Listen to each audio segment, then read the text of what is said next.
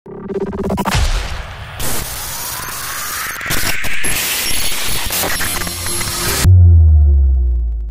pun bergerak tahun setengah walaupun parti tidak berdaftar. Dan kalau kalian lihat masa misi banjir yang berlaku pada akhir tahun lepas, Muda Johor sangat aktif bergerak, bukan setakat di Johor, tetapi apabila sahabat-sahabat di Pahang, di Sembilan, Selangor, wilayah memerlukan bantuan, mereka turun berbas-bas untuk datang sampaikan bantuan, buat kerja bersihkan rumah, bantu masyarakat di sana.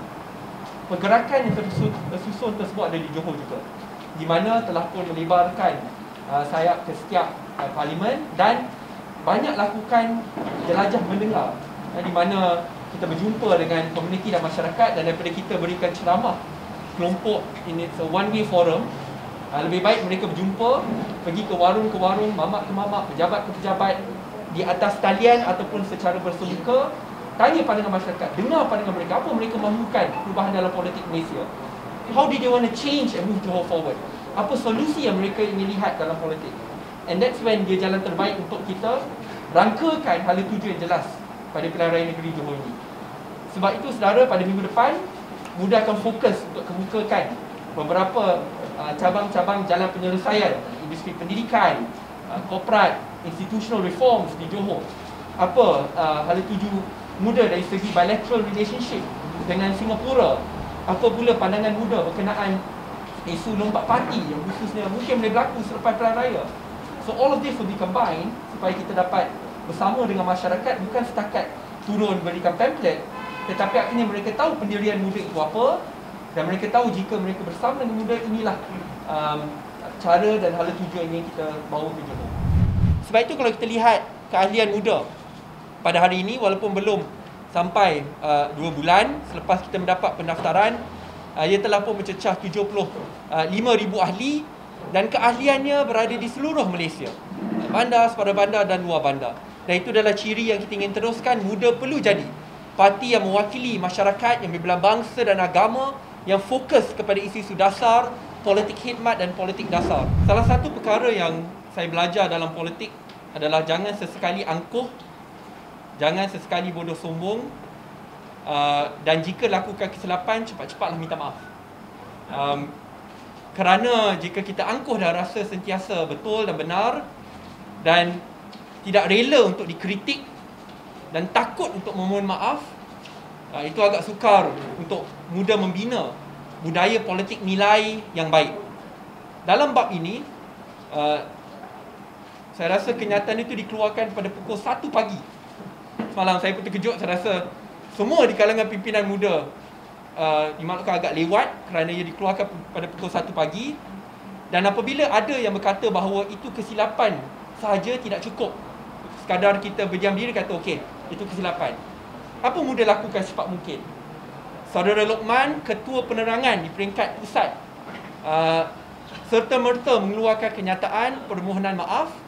Dan kedua, to instill accountability, terus menggantung semua unit penerangan di Kedah, bukan seorang tetapi ramai pihak, supaya kita tahu apa yang betul-betul berlaku.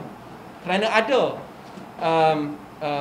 syak bahawa ini mungkin sabotaj, kerana tak pernah kita keluarkan konten pada pukul 1 dan 2 pagi tanpa mendapat kelulusan daripada mana-mana pimpinan Muda di Kedah. Sebab itu kita gantung siasat dan kita berikan kepada jawatan kuasa disiplin untuk tindakan susulan.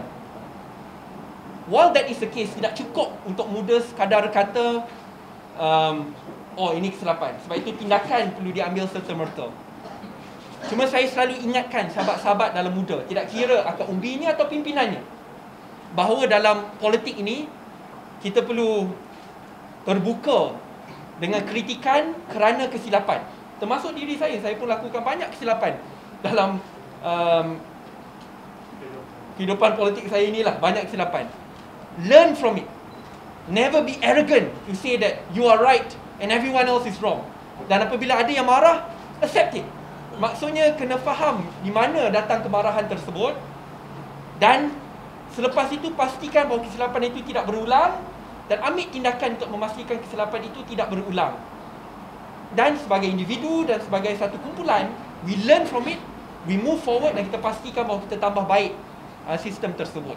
Sebab itu tindakan yang kita ambil adalah tindakan yang serta-merta dan we try our best. Kerana saya ingatkan kepada sahabat-sahabat, bila nak bergaduh ni, kena ingat kenapa kita sertai muda dan kenapa kita sanggup langkah satu kaki dalam politik. Because politics in Malaysia is never easy. Ya?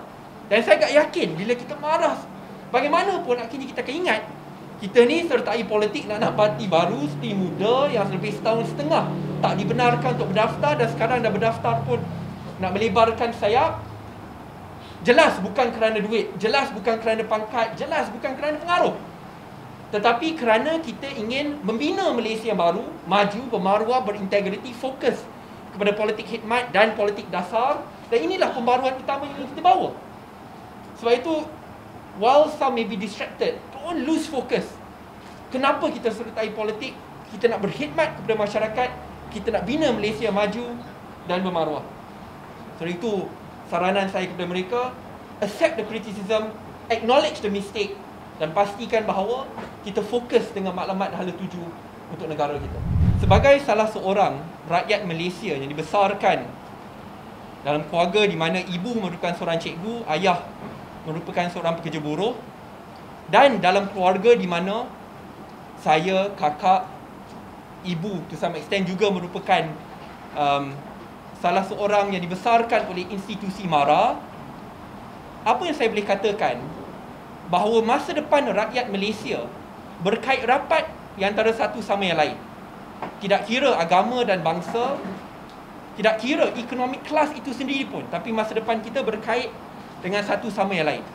Dan sebagai salah seorang anak Malaysia, adalah tanggungjawab saya untuk memastikan bahawa kita dapat menggerakkan satu usaha yang total untuk pastikan bahawa tidak ada rakyat yang tidak kira kelas, agama dan bangsanya yang ditinggalkan. Dalam bab ini ada persoalan berkenaan ketuanan atau perkataan ketuanan itu sendiri. Sebab itu dalam bab ini, saya selalu tekankan dan saya selalu tanyakan soalan semula. Dalam kita merangka dasar-dasar di Malaysia, adakah dasar itu akhirnya akan membantu golongan Bumiputera yang betul-betul memerlukan? Sebab itu saya kongsikan sebentar tadi data contohnya yang menunjukkan bahawa di Sabah, sambil kita bicarakan soal ketuanan Melayu, puluhan tahun masih dalam 1/4 Bumiputera Sabah berada di bawah paras kemiskinan. Apabila kita bicarakan soal equity, perkara ini masih dibincangkan secara hangat sampai ke hari ini. Walhal kita nak kata kita adalah tuan tanah. Sebab itu cadangan saya faham selalu kata dia fokus isu perkataan ketuanan itu. Tetapi saya rasa yang lebih penting adalah pembaharuan dasar. Kerana akhirnya dasar yang inklusif. Sebagai contoh, saya di sini akan pertahankan institusi MARA. Saya akan pertahankan institusi tabung haji, akan pertahankan institusi Felda dan Felkra. Dan kamu takkan lihat tiba-tiba muda kata kita nak mansuhkan kerana Sadiq kata kita nak hapuskan ketuanan Melayu. Kenapa? Kerana sebagai salah seorang anak MARA yang dibesarkan dalam keluarga yang ibu seorang cikgu, ayah pekerja buruh, saya tahu tanpa MARA saya takkan ada di sini. Pada masa yang sama, saya juga tahu ahli keluarga saya tanpa bantuan MARA, tanpa Felkra dan Felda, mereka mungkin tidak akan berada di sini. Apa maksudnya?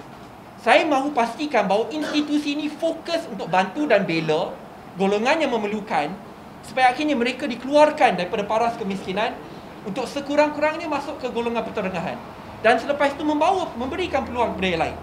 Saya agak yakin dalam bab ini, jika kita tanya seorang keluarga Cina, adakah mereka akan marah jika mereka lihat MARA memberikan beasiswa kepada keluarga Melayu yang datang berkeluarga susah? They will agree. Vice versa, kalau kamu pusing soalan tersebut, tanya kepada orang Melayu, adakah kamu bersetuju bahawa kita patut berikan pembiayaan pendidikan kepada anak keluarga Cina datang daripada Sungai Balang, Sri Menanti yang susah? Mereka kata berikan. Tetapi akhirnya ia berkait rapat semula dengan identiti kita. Dan identiti yang saya terapkan itu bahawa kita semua rakyat Malaysia yang berbilang bangsa dan agama yang disatukan bersama di bawah payung Malaysia itu untuk bergerak ke hadapan bersama. Dan dalam kita merangka pembaharuan itu di Malaysia, ini adalah pembaharuan-pembaharuan dasar yang harus dikhususkan, bukan sekadar mengikut perkataan semata-mata for us to move Malaysia forward together.